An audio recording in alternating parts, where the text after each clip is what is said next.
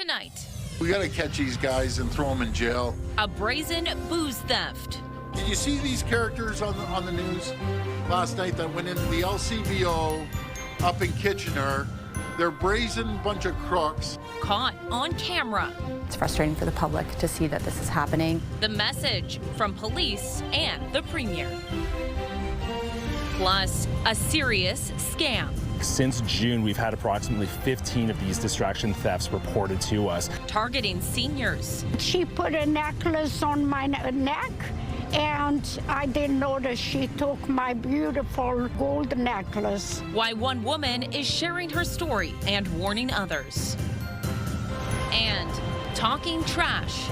What we hope to achieve here is to address aesthetic issues in the downtowns. The pilot project in Guelph, tackling waste management. It sounds really inconvenient, and I feel like we have a good system going here that we're already paying for. And why some businesses are against the changes.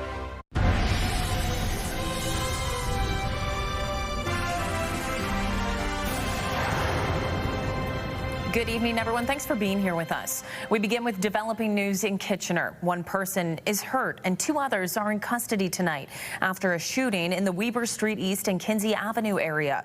A heavy police presence this afternoon near the Weber Inn, and police are asking people avoid the area. Let's get right to CTV's Heather Sanarin with the details. Heather, we only heard about this a few hours ago. Police posted about it on social media around 3 p.m., Leanne, but we don't exactly know when the shooting happened. Police say a 36-year-old was transported to an out-of-town hospital with non-life-threatening injuries, and 2 people are in custody. This was the scene just after 3 p.m. at the Weber Inn on Weber Street near Kinsey Avenue. Police did not say how long they would be there, but they are asking people to avoid the area if at all possible. Police say they do believe this is a targeted incident. Anyone with information is asked to come forward. Leanne. Okay, Heather, thank you for that. CTV's Heather Sanarin reporting live. Next, we go to a brazen theft that saw thousands of dollars worth of booze stolen from a Kitchener LCBO store. Word of it had Ontario's Premier heated during a press conference today. Doug Ford not mincing words as he called out the thieves in a self-professed crime rant. CTV's Spencer Turcotte joins us tonight with the latest on this. Spencer, this theft was all captured on cell phone video. It was, and it seems like Ford has had enough of seeing similar thefts play out. So in typical Ford fashion, he gave his colorful insight on what he thinks needs to be done to cut down on these crimes. A group of unmasked men are seen calmly loading bottles of alcohol into bags at this Kitchener LCBO. Police say it happened Saturday afternoon. 6 men in total took off with primarily scotch valued at an estimated $8,000. Did you see these characters on the news last night that went into the LCBO up in Kitchener? They're brazen bunch of crooks. Premier Doug Ford caught wind of the theft and took it upon himself to go on what he called a crime rant. They just do not care. They go in there, they start loading up, and loading up. And you know what's ironic? It's the taxpayers' money, the LCBO. And so they're stealing off the taxpayers. Waterloo Regional Police say the chief and premier have been in contact over the issue. You know, I have all the confidence in the world in the Police Services, Waterloo Police Services, the chief, he's a champion, the chief. We got to catch these guys and throw them in jail. Deputy Chief Jen Davis said they appreciate the Premier's support in arresting and prosecuting individuals responsible for this sort of crime, which is skyrocketing. We've had over 900 LCBO-related calls this year already.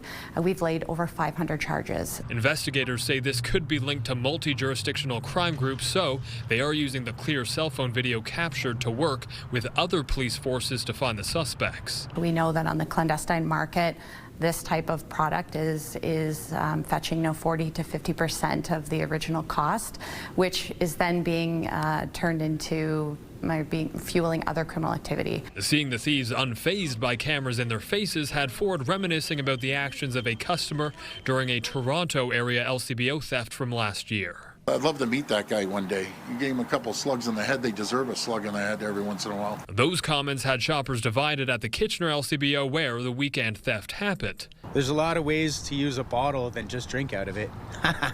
Yeah, I'd be like, I'm out of here. Peace. Meanwhile, the message from police is clear. I don't encourage anyone in public engaging with these individuals. I know it's frustrating, but unfortunately we don't know if these individuals are armed with any type of weapon. And the LCBO says staff are trained on how to respond or not respond to these situations. They say even after stolen merchandise leaves the store, they continue to work with police to catch those responsible. Leanne. Okay, Spencer, thank you for that. CTV's Spencer Turcott.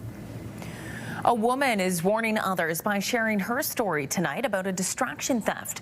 Waterloo Regional Police say what happened to her is becoming far too common, and they're encouraging other seniors to be vigilant and aware of the scam. CTV's Ashley Bacon joins us from police headquarters. Ashley, the woman you spoke with says the crime happened to her in Cambridge. That's right, Leanne. 86-year-old Maria Ferreira was putting groceries into her car when the group of people in the vehicle next to hers asked for directions. It was during that interaction a gold chain was removed from her neck and replaced with a cheap knockoff without her noticing. It just breaks my heart because it's not only happening to my grandma. It was here in August. Maria Ferreira had just finished grocery shopping when a black SUV parked next to her car and someone asked for directions. This girl from the back of the car called me and said, come over here, come over here. And she put a necklace on my neck, and I didn't notice she took my beautiful gold necklace. The young woman, seemingly grateful for the help, placed a thank you chain around Maria's neck while removing a gold necklace, a keepsake she'd worn for more than 35 years. They just did everything from the window. They opened the windows and they did that from inside the car. The encounter leaving Maria's family feeling helpless. This is her home area, and to know that these criminals are doing this around her home just makes me feel uneasy. Maria is not the only victim to this type of scam. Similar incidents are on the rise in Waterloo Region. Since June, we've had approximately 15 of these distraction thefts reported to us, prompting police to issue a warning to the public. What we're seeing is that they try to invite them closer to either a vehicle or closer to themselves, where they can have that opportunity to perhaps commit the crime. So you can still communicate by keeping that distance. Maria sharing her story to warn others to be cautious. That's why I hope older people the same age I am, don't let them people doing that, because I let them do it and I should never let them do it. We want to actually ask the community to be a little bit more aware, but also spread the word around. Talk to anybody in your family that may be subject to be victimized in this type of crime. And of course, with these types of crimes on the rise in Waterloo Region, police are asking anyone who witnesses any suspicious activity to contact them immediately. Leanne. CTV's Ashley Bacon at police headquarters tonight. Ashley, thanks so much. And CTV's Alex Pinto brings us weather on the road tonight from Baden's Cruisin' at the Pond. Alex, this is actually the final event for the summer season. Yeah, that's right, Leanne, and it's been a great season. So every Wednesday, people have been bringing their classic and just whatever cruising car they want down here in Baden. And yes, this is the final night for the season, so until next year, but I don't think we could ask for better weather. Helen Rempel, organizer here, Cruising at the Pond Baden, joining us live now, and take a look at this. How many cars are expected to be here tonight, Helen? They just did a count of 260 cars, yeah, somewhere there, pretty good. So what's it like for you? It's been a pretty successful season. It's been quite busy. This is probably one of the busiest nights, but what's it like for you to see all of these cars and even community members coming together? It's amazing that these cars would come out to this last event. They're all good friends. Everybody knows everybody, and if they don't, they quickly find a friend for sure. And this is a milestone year too, 15 years for this event. Why is this something that you wanted to be part of? Well, it's 15 years. The people prior to me, Ron and Marlene Weber, they did 10 years. Just amazing. They did such great work. I couldn't see it stop because it's just amazing. It's the place to be on Wednesday night. Yeah. You were making a comment to me a little bit earlier. You said you have maybe 200 new friends or so? Easy. Well, yeah, it's friends. for sure, for sure. And it hurts. I mean, it's bittersweet tonight because you won't see them anymore. Like unless you get to a couple more car shows before this season is over. But yeah, great bunch of people. Amazing. And at this point, when we look ahead to next season, do you know when that is expected to start? Is that still just being kind of worked on? Absolutely. We always know when it starts. The first Wednesday in June and runs till the last Wednesday in August. And what type of cars, and again, I'm not a car enthusiast, I'm learning, but what kind of cars can people expect to see here tonight? You can see anything from soup to nuts. From soup to nuts is anything. You look around, you say, holy heck, what's that? And it's amazing. It's amazing the different styles and models of cars that show up. It's really cool. And I know for this event, too, you don't need to pre-register if you do want to bring your vehicle down here. But you noted before, here where we are, it's actually full. Cars are moving on to the road. Is that correct? Yeah. We have the permits to park across the street. We have the vet clinic that we park at. We park them wherever they want to fit. We'll get them in. And it's not just people locally, too, from all over. Where are people traveling in from to showcase? Schmoly. Let's say Exeter, Toronto, Burlington, locals, of course, Goderich, all over. It's amazing to see. And when we put the window stickers in, that's why people like looking at the window cards. Where are the cars from? Well, that is really neat to see. Well, Helen, congrats on a very successful season. Thank you so much for your time. Thank you. All right, and like we said, beautiful conditions here. The sun is shining. We've got nice blue sky. And you know what? It's quite nice because we have a cool breeze. So it's literally perfect if you do have plans to come here for cruising at the pond, Baden, looking at our satellite and radar. So not too much activity for us, which is pretty nice. We are sitting at a very comfortable 20 degrees in Kitchener-Waterloo. It is 21 in Hamilton, 21 in London. And if you are by the water, Goderich, Walkerton, this hour sitting at about 19 and 18. And we're not feeling any extreme heat or humidity either. So it is 20 degrees right now, and that's what it's feeling like with that Humidex. We're not really seeing that at this point, but yes, we're seeing tons and tons of classic cars. Again, we're getting up to that 300 mark, which is pretty incredible to see people from all over, friends, strangers, community members, all coming together here. We're going to be here throughout the hour. Leanne. All right. Love to see those cars. Alex, like you, I, too, am still learning about cars, but I did love that seafoam green car that the camera panned over to. Thanks. We'll check back in with you later on. Pretty cool. As parents and families in Waterloo Region gear up to drive kids to class next week, they're being urged to slow down or risk getting ticketed. New speed cameras are on the way to several school zones in the region. And as CTV's Alexandra Hollick explains, they're already receiving mixed reviews. The rush of back-to-school season in Waterloo Region is being met with a push for drivers to pump the brakes. We really need a reminder as a driver that this is the school zone. That reminder recently installed at a busy 4-lane stretch of Fisher-Hallman Road in Kitchener. Signs indicating what's to come. I have no objection to the fact of having a speed camera here. The speed camera here on Fisher-Hallman Road by Forest Heights Collegiate is up, but not running just yet. It's expected to be activated late next month. This just one of 11 school zones across Waterloo Region where new speed cameras will soon pop up. Other spots set to go live in the fall include Bridge Street, Weber Street, Lackner Boulevard, and Westmount Road East by Forest Hill Public School. I already had some speeding tickets or camera tickets from the Westmount one, and it's a good reminder that there are children around and we really need to check on the speed limits where we're driving. But not everyone is on board. I think people know it's a school area, cameras are not needed. It seems like people just kind of slow down in front of it anyway and then keep going fast afterwards. I know there's going to be a lot of people that'll be upset because, you know, there's a 60-kilometer limit and all of a sudden you're down to 40. While others argue speed cameras should be limited to school hours.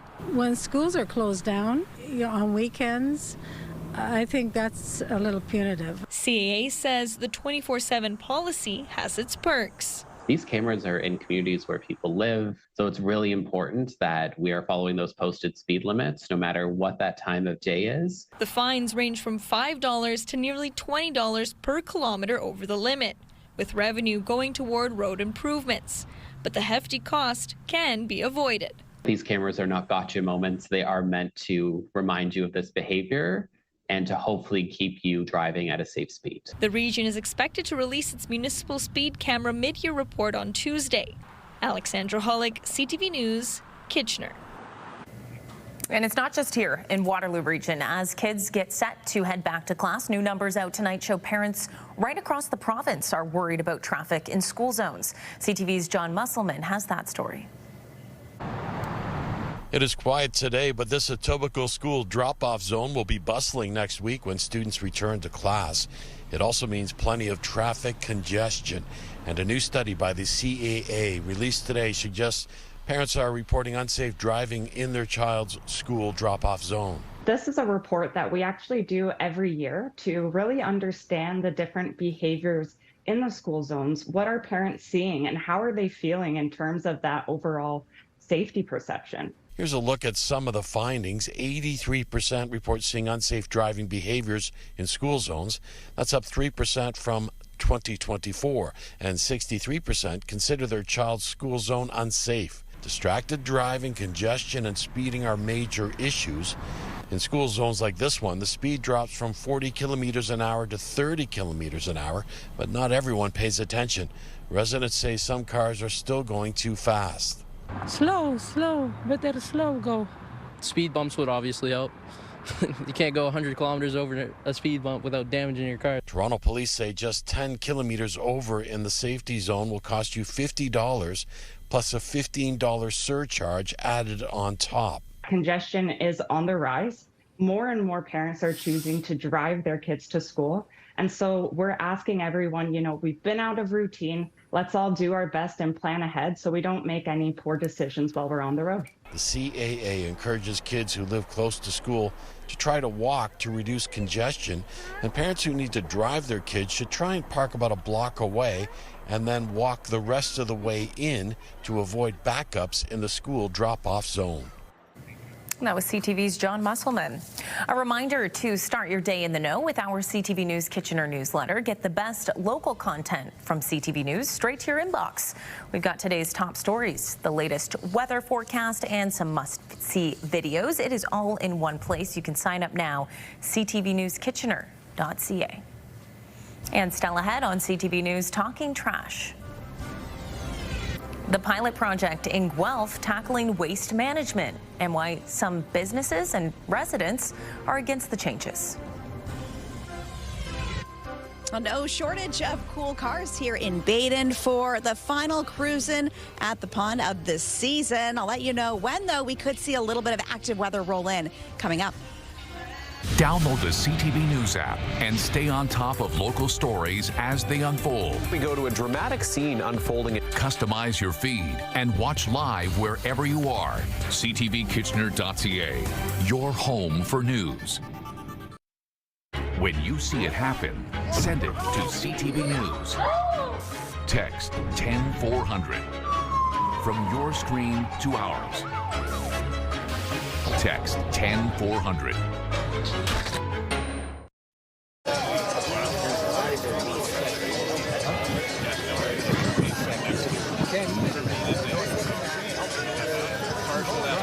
Southwestern public health officials have issued a boil water advisory for the Sweeburg area south of Woodstock.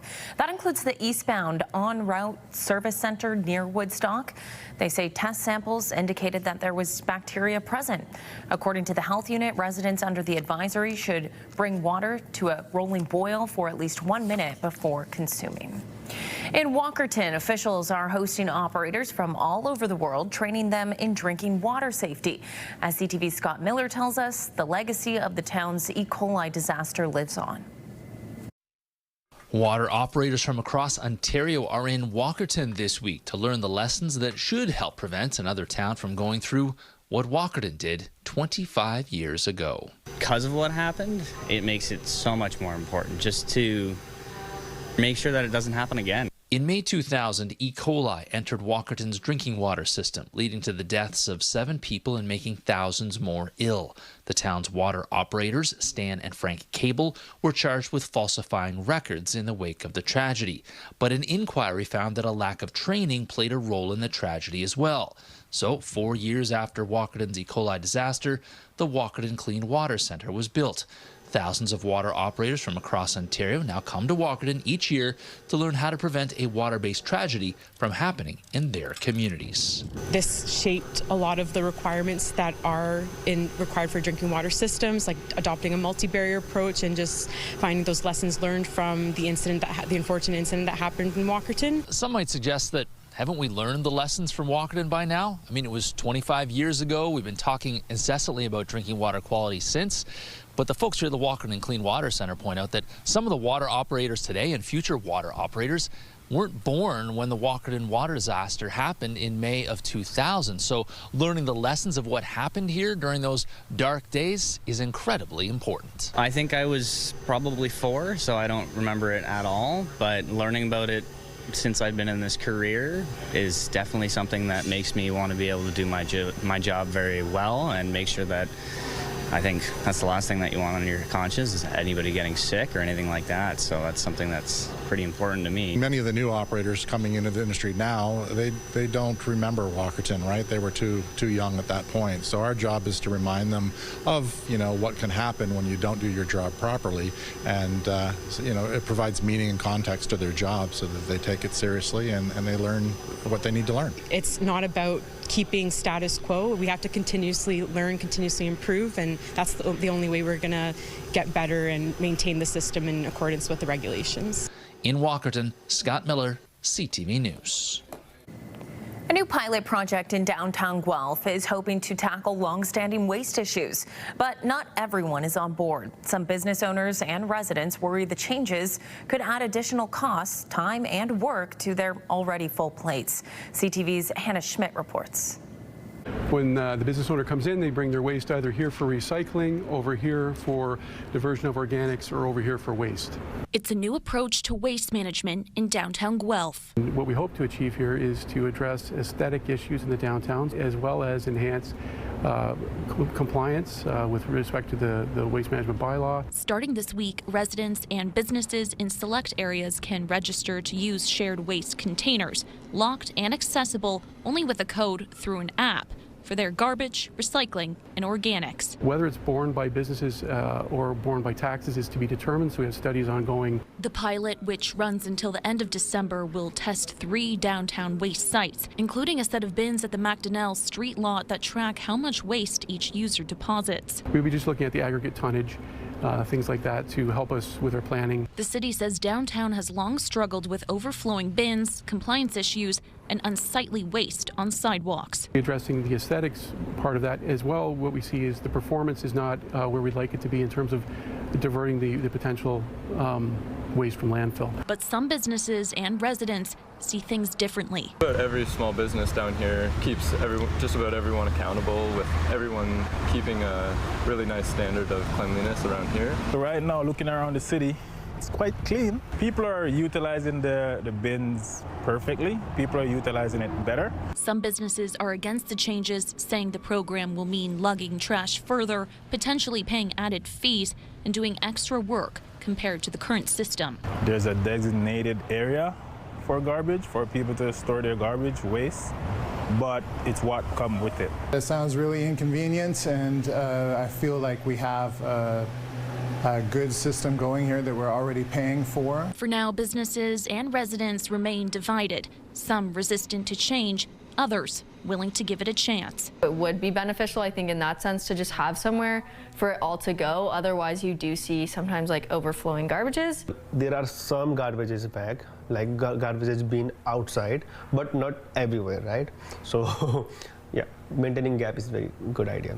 The city is asking residents and businesses using the program for feedback over the coming months. Staff say this will help decide whether shared bins are here to stay. Hannah Schmidt, CTV News, Guelph. All right, a live look this hour from Baden. We are at Cruisin' at the Pond. It is the last event of the summer season. A sure sign summer is slowly winding down. 20 degrees this hour in Waterloo region. Alex will join us live from Baden coming up after the break. Also ahead. Prime Minister Mark Carney wraps up his European tour with a stop in Latvia, his promise for a new military investment. And new changes to U.S. shipping tariffs and why it's sparking concerns for small business owners across Canada.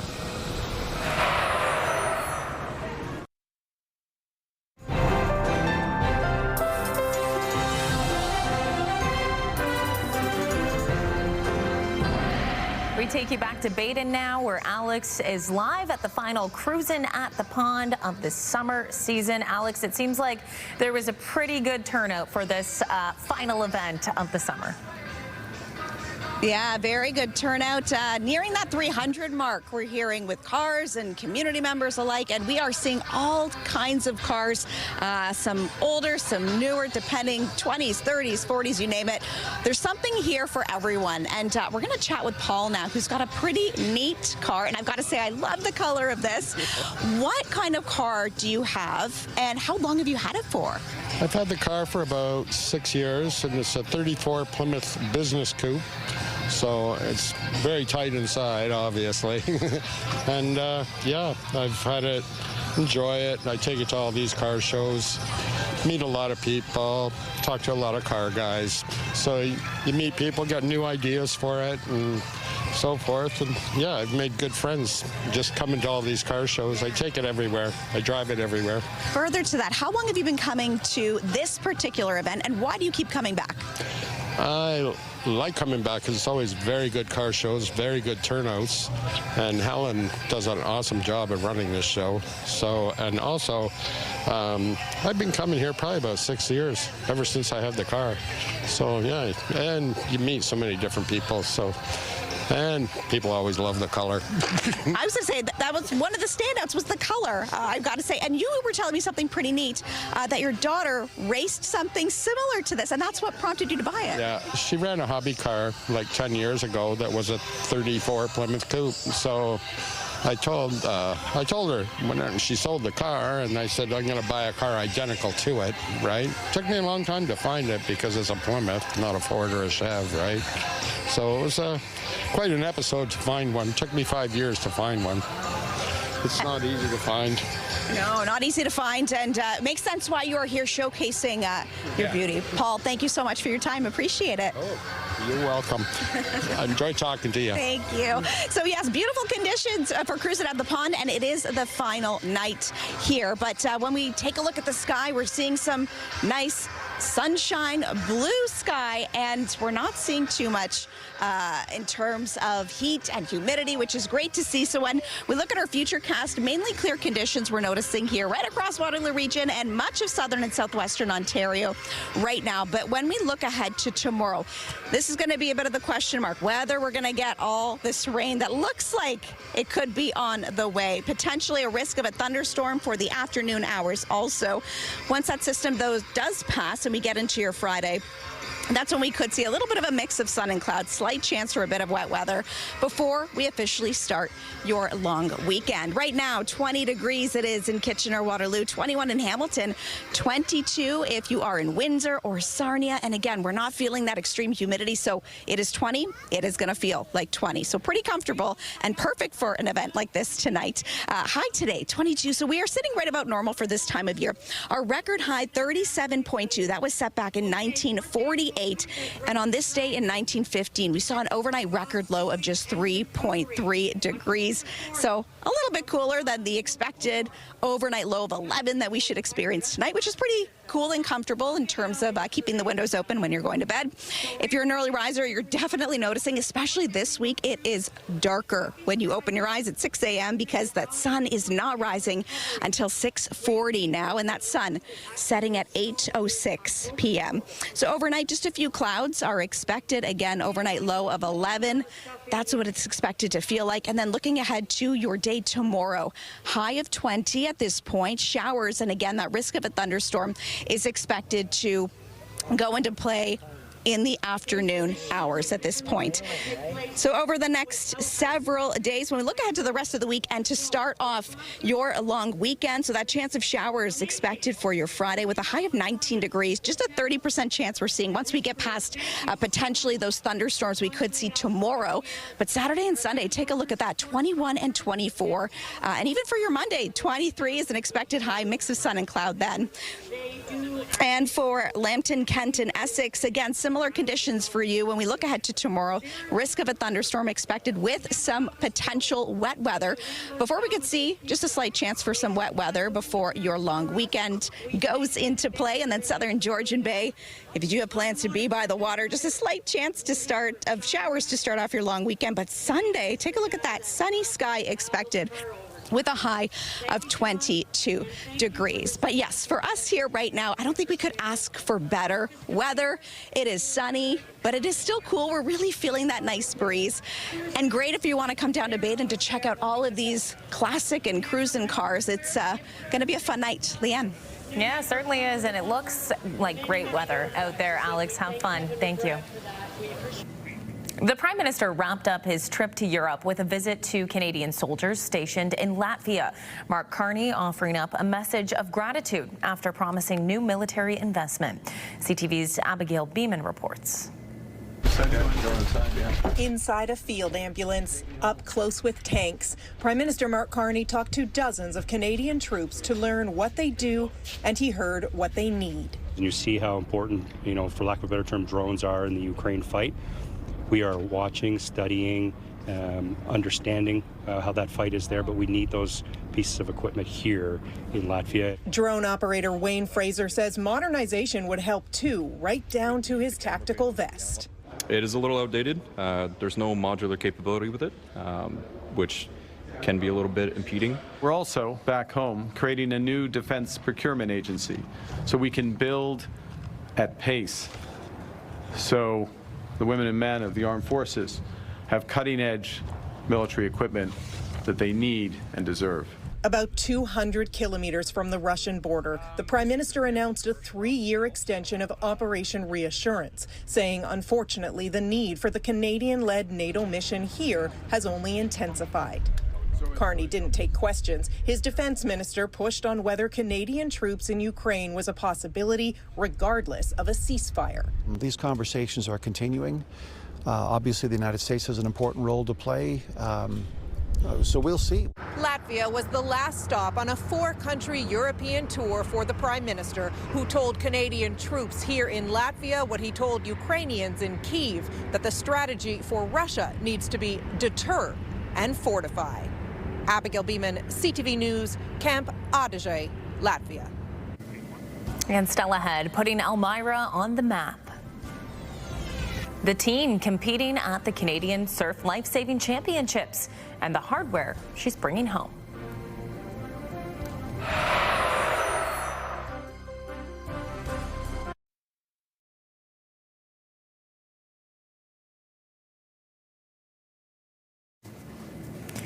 Canadian small businesses that have been able to ship to American customers free from custom charges are bracing for higher costs. In 2 days, the U.S. will end the exclusion from shipping fees. It's called the de minimis exemption. CTV's Rachel Aiello tells us what it means to those who will be affected. So we'll do a CUSMA form for these. The United States is scrapping its tariff exemption on parcels worth $800 US or less. It means starting Friday, all of those U.S.-bound shipments will be hit with duties. It would have an immediate impact. The antique parts of our business are a substantial part of what we do. We've seen that business growing over the years, especially down into the U.S. Many small shop owners like David Pelkey are facing a tough choice. Absorb or pass on the cost, cut off a key market, or go through the complex process of becoming CUSMA compliant.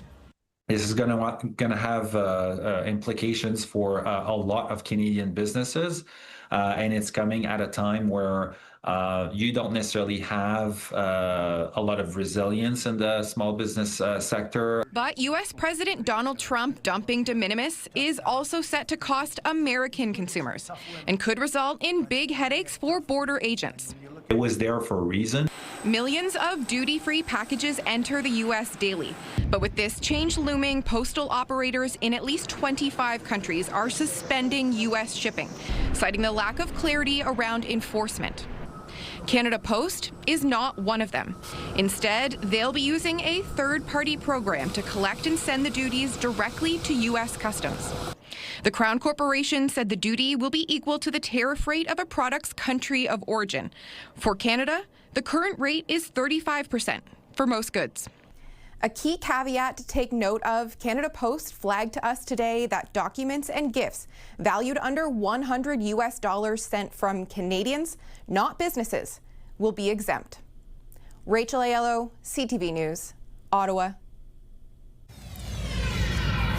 Okay, let's update our top stories with CTV's Colton Weens live in studio. First, some developing news, Colton. We've been following this evening the latest on a shooting investigation in Kitchener. Yeah, that's right, Leanne. Police say one person was hurt just before 3 this afternoon. A 36-year-old man was transported to an out-of-town hospital with non-life-threatening injuries. Police have 2 people in custody and believe it was a targeted incident. Police are asking anyone with information to contact them. Also, a brazen theft that saw thousands of dollars worth of booze stolen from a Kitchener LCBO store. 6 men in total took off alcohol valued at an estimated $8,000. And unfazed by cameras in their faces, Waterloo Regional Police say the chief and the premier have been contacted over the issue. Regional Police add they've had over 900 LCBO-related calls this year already and laid over 500 charges. And online, Colton, we have an update about a troubling trend noted by police. Well, that's right. Police investigating multiple keying incidents involving vehicles. Police say a 57-year-old from Kitchener has now been arrested after several vehicles were deliberately keyed earlier this month. For more information on this story, you can scan the QR code on the bottom left of your screen to get the story on our CTV News app or to download the app right now. You can also visit our website, ctvnewskitchener.ca. Leanne. Okay, Colton, thanks for that. CTV's Colton Weens live with us in studio with the top stories. Thanks. If you are spending more days in the office and as a result more time in a car, you're not alone. Stats Canada says the number of Canadians commuting to work rose for the 4th year in a row. CTV's Carol Charles has more on the challenges facing commuters.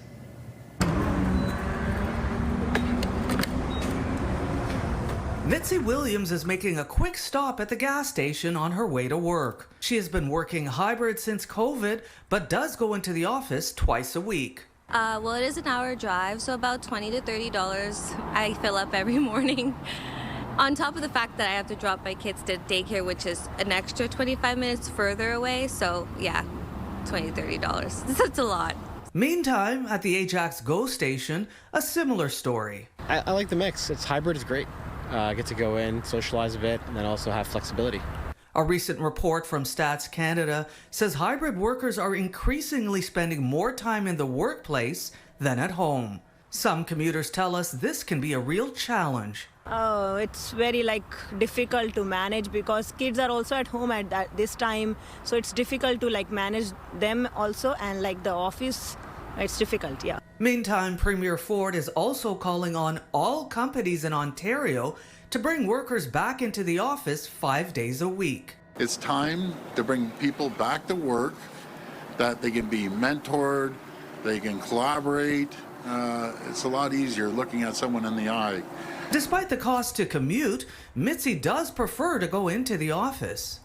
I do feel like information is a bit more accessible at the office, so I like how much faster I can get the answers I need versus at home. I may have to call into the work or wait for an email response back for some things. The Stats Canada report comes after some private sector companies, including banks, are requiring a return to the office full-time, with employees going in person 5 days a week by January 2026. Carol Charles, CTV News. The countdown to TIFF is on. Still ahead on CTV News, we get a preview of a feature film from a First Nations director making its world premiere at the festival. Hey, Goose. A bunch of us are going to the Duffy. You want to go? Check it out. I got your favorite.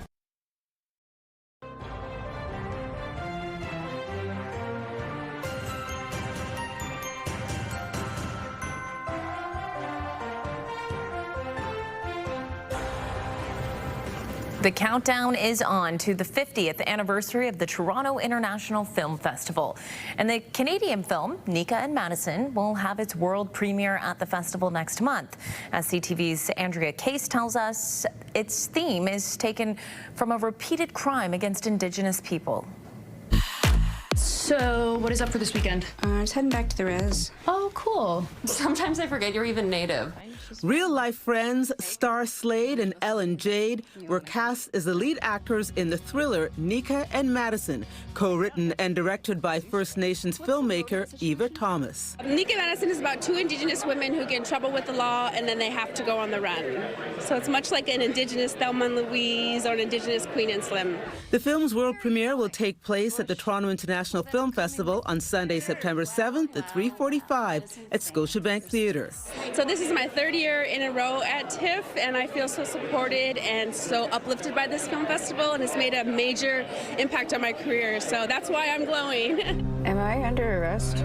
No, I am driving you home. Nika and Madison is based on Thomas's earlier short film, Red Lights. It was based on the crime known as Starlight Tours, where police officers have been reported to have abducted Indigenous people, subjected them to abuse, and abandoned them in remote, freezing locations, often during sub-zero weather. 3 deaths have been attributed to this brutal practice. Very sorry for what happened to you, to both of you. It was self-defense. Who's going to believe that? I really wanted to make a film about a place where law enforcement meet Indigenous people. And I really wanted to tell a story about two strong Indigenous women. And I've been able to achieve that with Nika and Madison. I love you. I love you too. Andrea Case, CTV News. And Elmira Teen is back from Nova Scotia after winning the top overall gold medal at the Canadian Surf Life-Saving Championships, along with 3 individual gold medals. Izzy Spearin competes in the craft of surf discipline, simulating an open water rescue and returning to the beach. Being Canadian, she trains most of the winter indoors and doesn't have much access to large surf areas here in Ontario. The 18-year-old competed in Australia last summer and hopes to represent Canada at the World Championships in South Africa late next year. It would be amazing to make another Worlds team. This would also be my first Worlds team as an open athlete as opposed to a youth athlete. So that's my goal, and I really hope I achieve it. Spearin will spend the winter months back at McMaster University, where she plays water polo and is studying to become a midwife. She hopes to hear if she makes that national team sometime this fall. Okay, we have more news ahead. First, let's check back in with Alex in Baden. Yep, that sun's still shining out here in Baden for the final cruising at the pond here of this season. The wind's starting to pick up a little bit. I'll let you know how conditions are looking first thing tomorrow morning in Wake Up Weather coming up. It's Jeff, KP, and Backstage Ben in the morning. 3 awesome people that want to start your day or finish your overnight shift. You'll laugh, you'll text, you'll call, you'll scratch your head, and maybe even beat Backstage Ben. Weekday mornings from 5:30 to 10. Listen live on the iHeartRadio app or at 105.3 Virgin Radio.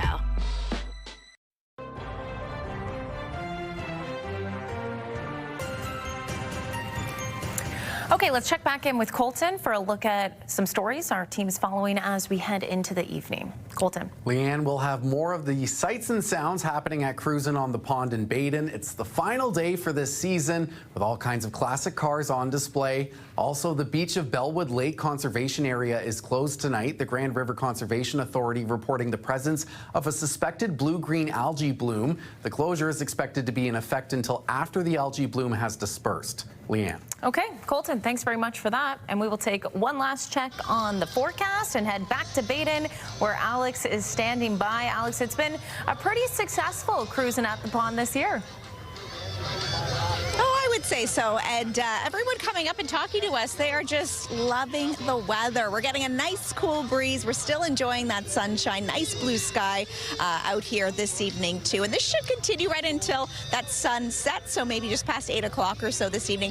And we are seeing tons and tons of classic and pretty cool cruising cars here for the 15th year for the event. Again, this was running every Wednesday this summer and expected to be similar when we look at next season, but this is the final one for this year.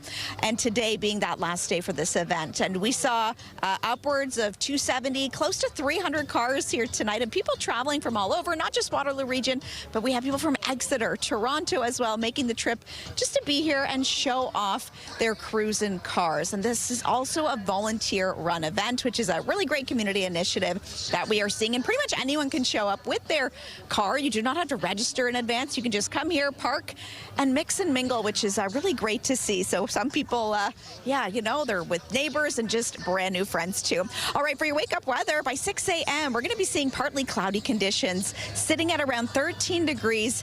8 o'clock, we should be hitting just a degree higher, 14, but this is when we potentially could see a little bit of that wet weather roll in. By 10 o'clock tomorrow morning, sitting at around 17 degrees, again with that risk of a thunderstorm expected to stick with us for tomorrow. But at least for tonight, people are enjoying the beautiful, beautiful conditions that we have here in Baden. Leanne.